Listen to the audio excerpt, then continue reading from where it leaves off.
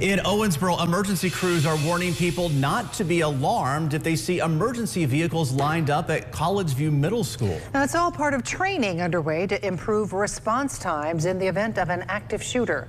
Eyewitness News' Cindy Davis has more from day one.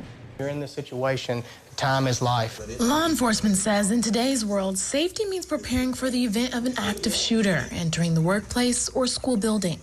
We got one down, two down. The Davis County Sheriff's Office and the Davis County Fire Department are working together to update their rescue task force training at College View Middle School. Officials say a few prior protocols will need to be altered to ensure their own safety and those around them. In the past, a lot of times that most of the buildings were completely secured and searched before you were able to ever let any EMS in or fire in to treat patients. Well, that may take, in a school this size, that could take a couple hours to make sure the school is clear. And by waiting that long, it usually doesn't have good outcomes for the patients that have been shot. Now, the goal is to get medical assistance inside the building within 20 minutes or less.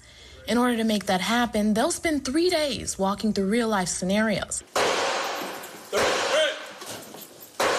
making split-second decisions and factoring in things like how to calm a victim who's in shock. Let me go.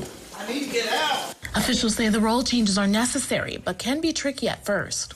The law enforcement role is to provide security to the medical personnel and the firemen to go in there and actually provide security. Your number one goal is to be married to that team and protect that team. So it's harder for the deputies when they hear gunshots ring out. They want to leave and go to the gunfire. But in this row, that's completely opposite. Andrea Coleman works at the school and volunteered her time to serve as a gunshot victim. I have a child in the school system. I have two in the school system, so just want to know how much preparation goes into it. It's eased quite a bit to know that there are several teams, not just coming in to find the shooter, that they're also looking for, victims, survivors. In Owensboro, Cindy Davis, Eyewitness News.